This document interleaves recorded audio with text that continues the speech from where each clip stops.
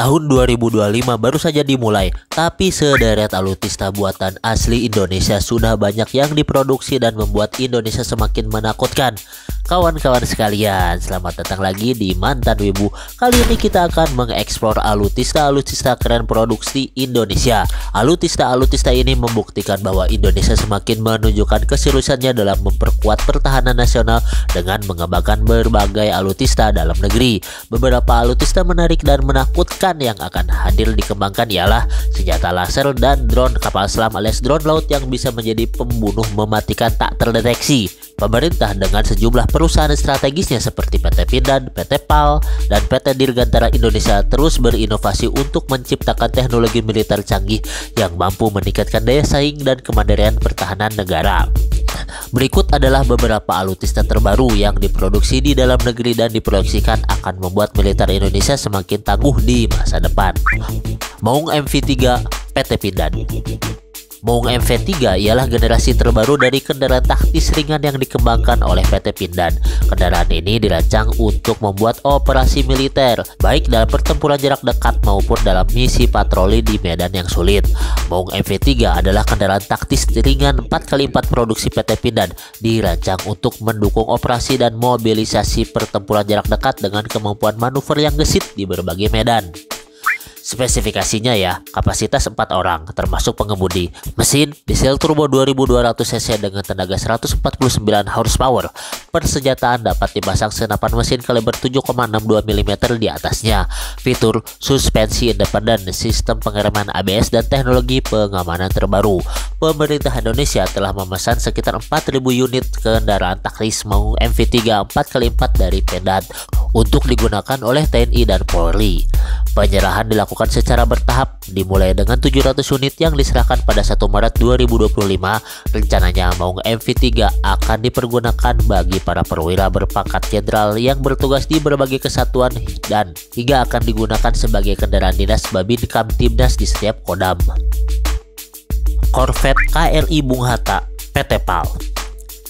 Sebagai bagian dari upaya memperkuat armada TNI Angkatan Laut, PT PAL mengembangkan korvet modern bernama KRI Bung Hatta. Kapal ini dirancang untuk misi patroli dan operasi tempur di perairan Indonesia. KRI Bung Hatta 370 resmi diluncurkan dan diberi nama pada tanggal 27 Februari 2025 kemarin. Proses pembuatannya memakan waktu hingga 20 bulan. Spesifikasinya, panjang sekitar 100 meter, kecepatan mampu melaju hingga 28 knot, persenjataan rudal anti kapal, torpedo bawah air, serta sistem pertahanan udara modern. Fitur, sistem deteksi sonar canggih dan radar pengintai jarak jauh. Daya tahan atau endurance, mampu beroperasi selama 5 hari di laut. Kapasitas personel dapat menampung hingga 82 awak kapal. Dari segi persenjataannya lebih detail lagi, meriam utama 1 unit meriam kaliber 57 mm yang direncanakan untuk ditingkatkan menjadi 76 mm. Meriam pendukung 2 unit meriam kaliber 20 mm. Sistem rudal Surface Air to Missile atau SAM untuk pertahanan udara, Surface to Surface Missile atau SSM untuk serangan terhadap target permukaan, dan sistem torpedo yang dilengkapi peperangan anti kapal selam. Frigate Merah Putih PT PAL. Frigate Merah Putih adalah kapal perang canggih yang sedang dikembangkan oleh PT PAL Indonesia. Frigate ini didesain untuk menghadapi ancaman laut modern baik dari kapal musuh maupun serangan udara. Spesifikasinya yaitu panjang 143 meter, bobot sekitar 5.800 ton, persenjataan sistem rudal anti udara, rudal anti kapal, meriam utama, serta torpedo. Teknologi sistem radar dan sensor modern untuk meningkatkan deteksi ancaman. Frigate ini akan menjadi salah satu kapal perang paling kuat yang pernah diproduksi di dalam negeri, memperkuat kemampuan tempur Angkatan Laut Indonesia. Sedangkan kemampuan tempur yang secara detail yaitu dirancang dengan kemampuan tempur 4 matra, antara lain surface to surface warfare atau peperangan permukaan ke permukaan, surface to air warfare atau peperangan permukaan ke udara, anti-submarine warfare atau peperangan anti kapal selam, dan electronic warfare atau peperangan elektronik. Sistem persenjataan antara lain 1 meriam 76 mm, 1 meriam 35 mm, 2 sistem persenjataan kendali jarak jauh 12,7 mm. Sedangkan sensor dan sistem elektronik antara lain radar multifungsi AESA, radar pengawasan udara dan permukaan, sistem sonar lambung, dan terakhir sistem manajemen tempur Havelsan Advent. Senjata laser PT PAL. Dalam upaya mengadopsi teknologi futuristik, PT PAL sedang mengembangkan senjata laser yang dapat dipasangkan di kapal perang.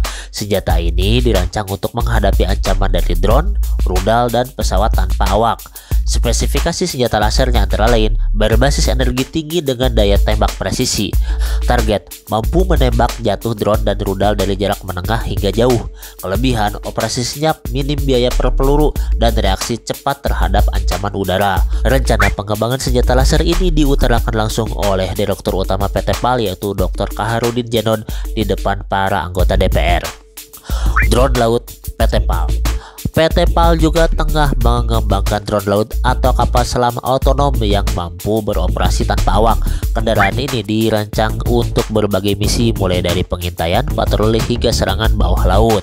Spesifikasinya antara lain panjang sekitar 5 hingga 10 meter tergantung model, kemampuan misi pengintaian, pemantauan dan operasi ofensif, teknologi AI atau Artificial Intelligence untuk navigasi otomatis. Persenjataan dapat dilengkapi dengan torpedo mini atau sistem sonar canggih. Drone laut ini diharapkan dapat meningkatkan efektivitas operasi Angkatan Laut Indonesia, terutama dalam mengamankan wilayah perairan yang luas.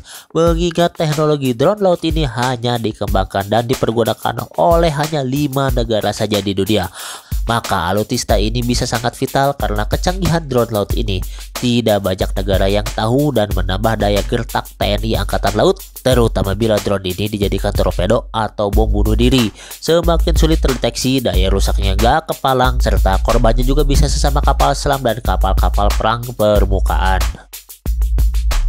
Selanjutnya ada kabar lagi dari drone buatan dalam negeri yaitu drone Elang Hitam.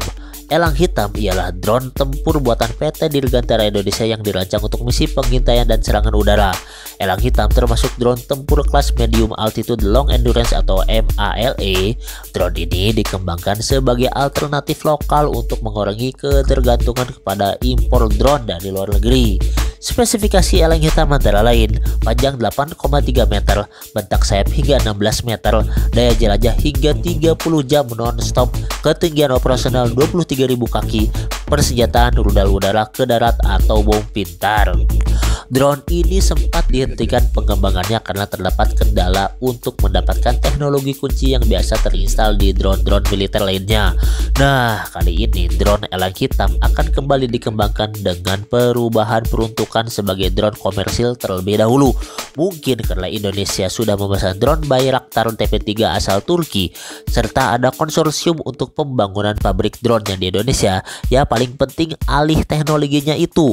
Mungkin Elang Hitam dialihfungsikan terlebih dahulu sebagai langkah awal pengembangan. Bila sudah menerima teknologi drone militer dari Turki, bisa diimplementasikan ke Elang Hitam. Ya tinggal dirubah lagi kan, asalnya drone komersil jadi drone militer kembali.